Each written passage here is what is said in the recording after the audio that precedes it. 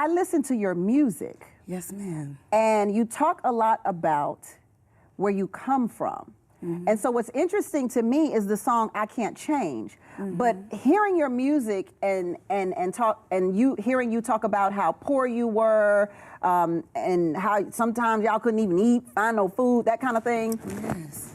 Wouldn't you want that to change, though? I think there's a difference between changing where you're going and accepting where you came from. So I can't change is accepting where I came from, because I'm not ashamed about it. So there's no shame in where I came from, and where I'm going is already changed itself. So those things made me morally, integrity-wise, principle-wise, I got it out the hood and I ain't mad about it. So that's where I feel like I can't change, and it's not even in a negative way. It's just more so, these are the things that made me, these are the struggles that made me stronger, and I won't ever change what added to my success and what added to me as a woman. So I'm grateful for it. I hear that. I hear that. Yeah. We all struggle and go through things, and particularly growing up. And if you're coming from, look, I know you, I feel your background. Yes, my daddy used to buy 2 pork chops and cut them up and make pork chop nuggets just so all 4 of us could eat. You understand what I'm saying? So I understand what you're saying. I get the background. Yes. But is there something in your history, is there a moment, and I'm speaking of like a specific moment, is there a moment that you wish you could have changed? The only moment I probably wish I could have changed, because I needed it at the time, was my dad being in prison. Because he loves me, like genuinely, he loves me. And he's been locked up since I was 2. So the only thing I would change is being able to physically give him a hug. That's about it. Why is he in prison, Londynn? That I don't know, because we haven't spoke about it. Like really? Yeah, we haven't spoke about it, because literally, you know, my dad is a good person, and unfortunately, the way society looks at people who are in those predicaments and situations, they kind of don't even, you know, think about giving them a personality outside of just being locked up or being in jail. Right, they're a convict. They're a convict. Forever. Exactly, and I never wanted to pin that on him, so typically when I talk about his situation, I can't even shed light on something I don't know, but most importantly, I can't shed light on anything that's going to take away from him being a black man. Period. Wow. That's, I can't even say that's mature, because it goes so deeper than being mature. Yeah. But how is it that you don't know how he's in jail? Because surely cousins told you, aunts, mamas, you know how your aunties be around. Yeah, they be gossiping. And you know your daddy down up in there for robbing that bank. You know what I'm saying? Like, you have to know something. The beautiful part is my family has done a good job at sheltering that part, where it's not destructive to who I've became. So literally, my grandparents, when he was arrested, and we're talking about his parents. His parents. Okay. My grandmother and my grandfather kind of came in and took care of the responsibility. So I almost didn't ask where he was until I realized I needed a dad. I'm like, oh, like the kids at school got a dad. Yeah. I'm like, grandpa look a little old. Well, I know it's got to be somebody younger around here. So literally, it started, and I asked like my grandma, and she was like, you know, well, he's coming home. You know, no worries, he's coming home. She would tell me things like he got arrested for like not doing his schoolwork because I didn't want to do my homework. Girl, like no. It was like stuff like that. I ain't never heard of such a thing. Grandma got crafty. You must have got A's. At that point, I'm like, listen, you know, I can't get like that. Right. So like literally, like they literally found crafty ways, and then they always kept me like in things. So even just from karate to running track and things like that, I was drawing. Like I did a lot of creative things to where even his absence wasn't bad, because he also showed up. Like my dad was in jail, but anytime around school time where I needed school supplies, shoes, clothes, he got it. He did it behind bars. He also earned all his degrees, his lawyer degrees. Like he's really working on being a lawyer from inside of his predicament. So I mean, a lot of it, he used that time to be creative, and he used that time to be supportive. So I didn't miss him mentally. Mm-hmm. It was only physically. That was it. So if there was anything I could change, it's just being able to give him a hug, because other than that, he sent letters, he sent pictures, and even when I got pregnant with my daughter, like he told me he was proud of me. My dad is like super supportive. Do I think he's gonna get out soon? I'm hoping he get out this year. We're like hoping for it, and that's going to be a moment in history. But I can't even say. You don't even know how much time he has? Man, he had 25 to life, I do know that. He had 25 to life, but like the conversation, it didn't hurt me. You know what I'm saying? I think if anything, it hurt him. You know, it didn't hurt me. I didn't miss the absence of it. I just missed the structure of it. It's a lot of talk about your dad. Talk about your mom. My mom is amazing. My mom built my mental. My mom had 5 kids. She was a single parent. So a lot of this stuff she had to do on her own. So she had to build us mentally, even in spaces where she wasn't mentally strong.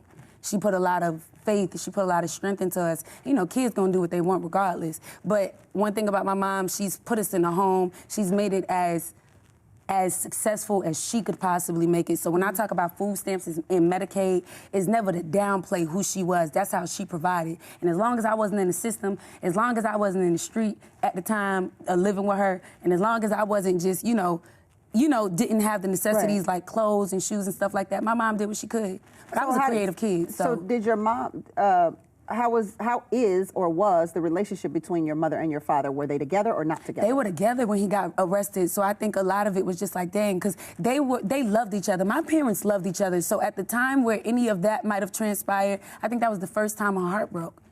Her heart, she was dealing with a real heartbreak with my father. She still loves him. They still love each other. They talk like they didn't even break up. I'm like, what time did y'all have? They be talking on the phone? They be talking on the phone. I'll be like, hang up. Like, they is just like, I'm too grown for this now. But like, literally, they have a great relationship. They love each other. That's funny. My daddy still calls my mom on their anniversary. Literally. Like, that's how it is. I'm like, ain't it over? I'm like, y'all been divorced for 30 years now. They can't tell. Look, they can't tell. I don't think she answers the calls anymore. She changed her number. She's like, I'm not getting another call in July. I'm good. I'm good. Well, that's what it is. And how many siblings do you have? 5 or more? I have 5. So not including myself, 4. But including myself, 5. My mom had 5 children all together. And does your dad have any more kids? Nope, I'm his only little girl. So your 4 siblings don't even belong to your father? They go to my mom, yep. They belong to my mom. But, and another man, obviously. Wow. So it's amazing how you find that love for your father. And I would hope and pray that there are other young women whose fathers are locked up or away can find that same love as well. And what I really hope and pray for is that mothers allow it to happen. Yeah. You know what I mean? Yeah. Because some mothers don't allow that love or bond to happen if they feel like the father is not doing something for them or doing something productive in the world. But I think that we as women, we need that fatherly love no matter where it comes from in terms of where our father is. We do. Yeah. And it's not a decision that I feel like women choose to, hate in that way. I think it's a pain that I know me personally, and I can only speak from personal experience. Right. I just decided I wasn't going to have, and I wasn't going to give it to my daughter. It wasn't going to be a toxic cycle. It just wasn't. So if I had to find anything beautiful, it was the letters, it was the pictures, it was the creativity, it was the phone calls. Even if they was 15 minutes, it's okay. It's been times I'm on the phone, all I can say is, I love you, Dad. And it's not easy because the reality is he's not there physically, so a lot of it has to be a lot of hoping and wishing and what it's going to be. Yeah, you can have a lot of anger inside of you. I did. No, it's not like, and I don't want to talk about it as if like, oh, it just happened overnight. It was literally like a cycle you go through because at first it's just like, dang, like nobody loves me because it's just like, I need the love from my dad. But it's like, my dad, it's not that he doesn't love me. He's not here physically, but he was a good person as well, so I can't really bash him in a situation he's already down.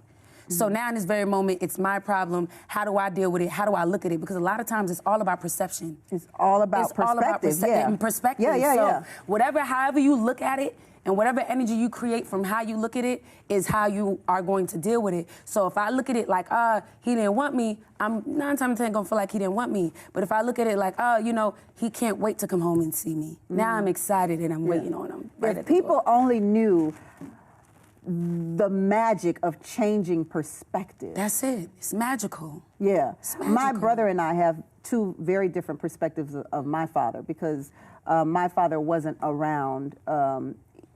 Well, you know, him and my mom got a divorce. And I had to decide, like, I had to make that decision like you're talking about. I had to make a decision, no matter what his flaws are, no matter how bad of a husband that he was, no matter how bad of a father he was, I still have a choice. That's it. To love him or not. That's it. You understand what I'm saying? That's it. Yeah. And you made the choice to love your father in spite of.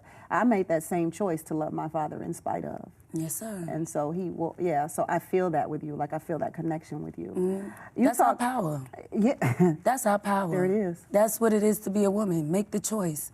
You don't monetize your choice for anybody. Ooh, that's our power. Girl, that's it. That's it. And if people would understand, too, that to make the choice to love somebody is not a bad decision. It's not. You don't have to do anything but love them. It's priceless. Ain't nobody saying you gotta go visit every Friday or you gotta make a whole bunch of phone calls. That's you it. just have to love them, because once you give them the love, then the judgment releases. It's peace. Yeah. There's nothing left there. There it is. It's harder to hold a grudge.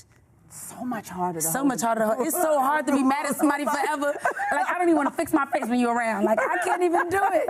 I can't do it. But it's a power of choice. And for women like us, when we do make the choice, our life is so peaceful. And that's what I do, feel peace. Peace, that's it. And that's all we ever really want. So if I got to give my peace by just making a choice, why not? Why not? Why not? What's the alternative? Okay. You walk around here mad as hell. You be mad. Bitch, I'm about to be happy and peaceable. I'm about to take a shot. You look, cheers to that. Amen. Yeah. Yes, you Lord. be the angry black bitch. Not me, not I, said the cat. You hear me? Okay? That's why 2020, boy, what people got left in 2019 real quick. Don't text me. Ain't no Happy New Year, because you ain't happy. I don't want to hear that. I don't want to hear that. Don't give me no Happy New Year, you ain't happy. And I know you ain't happy, and I don't want to hear it. And that's just it. You talk about robbing and stealing in your song, in your audition song. Girl, first of all, let me tell you this. How you catch that, Tammi? Hold on, let me tell you. I love lyrics. I live on lyrics. Okay. But let me tell you, your audition was everything. I just knew you were going to win. Thank you. I just knew you. Did you know you were going to win? I almost didn't see myself in the light everybody saw it in. So, like, at that time, I'm still, like, trying to prove myself to people because that's the show. So everybody's like, oh, this is an amazing performance. And I'm like, yeah, we got another round to go, though. So I got to, like, you know, like, my mind is in the game. I'm like, I got to siphon my performance. You feel me? I'm like, dang, it's good to know. Because when you get one good show, it's like, dang, how you get another one? And it's like, how do you get another one? You constantly have to beat yourself. You have to beat yourself. That's it. Yeah. D-Smoke is awesome. You know what I'm saying? I definitely believe he deserved to win. But when I saw your audition, I just thought it was lit, like fire. I was like, this chick is ready. And I saw all this confidence in you. Oh, yes. Were you nervous? Did you feel confident? Or like being in front of T.I.? And you were in front, I don't even think there was a woman there when you auditioned. No, there was no woman there. You were just in front of the three dudes. Yeah, and there wasn't even a lot of women rappers in the audition either. It was a few. But like all the women were sitting together. That's how I knew how many it was. But we didn't outweigh the guys. That's for sure. Like we sat in a group like a huddle. That was it. So, and literally, like, you know, just to experience that, like my mindset was just more so go hard or go home. I'm from New York, you know, so it's not really too, you know, New York City in the house. Like it's not too much that we run from. So I'm just like, well, you hear it. If they like it, they like it. And if they don't, you just go back home and keep working. So I like, that's about it. It's two choices. They got the power of the choice at that point. So I'm like, okay, what are they going to do? But when I went up there, I just wanted to give my story in its purest form, because this stuff doesn't hurt me to talk about. Like, literally, I've talked about, like, not having the money to buy certain things. Again, we've all been through things.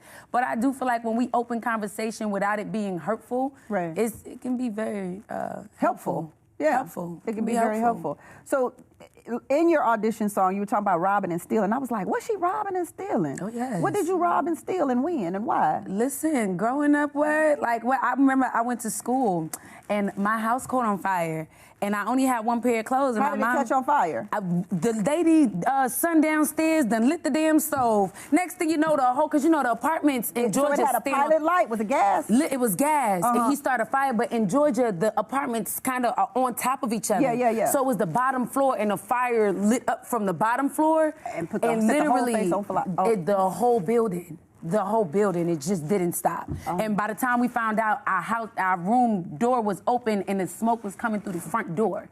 And we're like, what is that? And then all of a sudden the fire alarms go off. Next thing you know, everybody has to evacuate. And literally I run outside and I'm just trying to figure out what's going on. And my mom is like, she's trying to get us throughout the house. My grandma is running. So my grandma gets my older sister, and we all step out in the front. So we step out in the front, you know, the ambulance come, but you kind of watch it burn down because at this point they're trying to put the fire out, but majority of it is already going. Everybody's families is outside, newborn babies. It's like crazy. And literally, my mom, you know, she had just got that apartment. So in that moment, like, she couldn't afford to get, like, any clothes. So literally, I had to wear that shirt probably inside out for, like, a couple of weeks. The one that you ran out of? The one I ran out of the house with. My sister didn't have no clothes. So literally, I had, like, a shirt and a pants. Pajamas? She had on pajamas, and we had to go. My grandma had, like, probably $20, so we had to go get her some pants. But me and my sister, you know, we had to thug that out. We had to go to school, and it was really, really bad because people started to, like, you know, make fun of us, call us names, and you don't really want to tell nobody because you don't really understand what it is at that time. And then getting into my teenage years, it was just New York, just having them go out there and take from stores. Like, I had mugshots before I was grown. I'm like, what is this? Like, what? It was bad. So you actually have mugshots? I have mugshots, yes. And I need to go ahead and say that now because one thing about when you get famous, people love to pop out your mugshot. People love to talk about the past. So let me talk about it first, okay?